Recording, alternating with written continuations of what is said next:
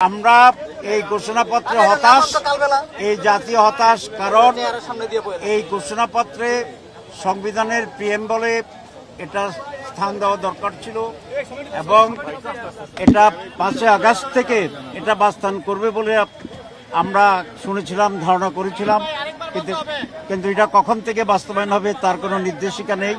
বসুন্ধরা ডায়াপেন্ট এখন আরো উন্নত। এই হট এয়ার থ্রো টপশিট দ্রুত শোষণ করে সোনামণিকে দেয় কোমল অনুভূতি।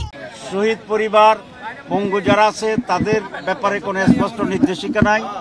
যারা শহীদ হয়েছে এবং কি যারা যুদ্ধে অংশগ্রহণ করছে তাদেরকে জাতির পক্ষ থেকে দাবি ছিল যে তাদেরকে বিভিন্ন উপাধিতে ভূষিত করার জন্য মুক্তিযুদ্ধ যেরকম হয়েছে তাদেরকে ভাতার ঘোষণা ছিল, রাষ্ট্রীয় পৃষ্ঠপোষকতার কথা বলা ছিল, এই কিছুই এখানে স্পষ্টভাবে উল্লেখ হয় নাই।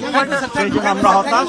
আর আমরা আমাদের নির্বাহী মিটিং এর পরে আমরা বিস্তারিতভাবে প্রতিক্রিয়া দেব ইনশাআল্লাহ। For more updates, follow us on Facebook, subscribe our YouTube channel, get the latest update on www.daily-sun.com.